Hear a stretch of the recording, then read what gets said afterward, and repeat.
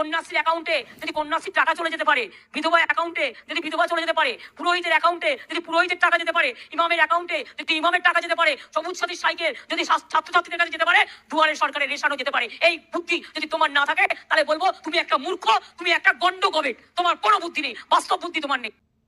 আমাকে এত ভয় দেখাবার কোনো কারণ নেই, আর আমাকে এত দুর্বল ভাববার কোনো কারণ নেই।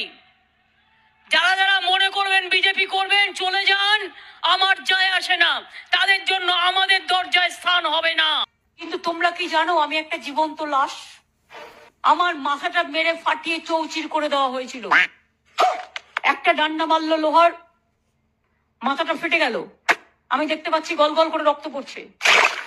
আর একটা ডান্ডা মারলো, আমি দেখছি দুদিকে ঝরঝর করে রক্ত পড়ছে।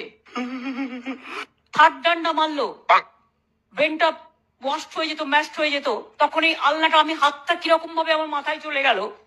আর এই আলনাটা দেখছেন আমার অর্ধেক নেই, এটাই যেমন পুরোটা আছে, ডান হাতে অর্ধেকটা নেই, কারণ ওটা ছেতো করে দিয়েছিল।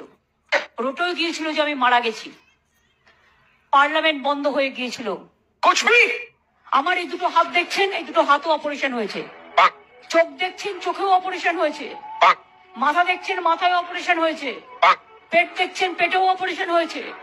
পা দেখছেন, পাও ভেঙে দিয়েছিল, ক্ষেত্রে দিয়েছিল। আমি দাঙ্গাকারীদের প্রশ্রয় দিই না, আমি দাঙ্গাকারীদের দেশের শত্রু মনে করি। আর এখানে কতগুলো হলুদাস, পিছনে লেজ নাই। আর আমি গভর্নমেন্ট তৈরি করতে না পারলে কন্যাশ্রী হবে না, রূপশ্রী হবে না, বিনা পয়সায় রেশন হবে না, খাদ্য সাথী হবে না, সবুজ সাথী বিনা পয়সায় সাইকেল, ক্লাস 9 পাবে না, ক্লাস 12-এ ট্যাব দিচ্ছি বা স্মার্টফোন দিচ্ছি 10,000 টাকা করে অ্যাকাউন্টে, সেগুলো পাবে না, কৃষকদের জমি ফ্রি পাবে না, মা বোনেদের কত কাজ কিচ্ছু পাবে।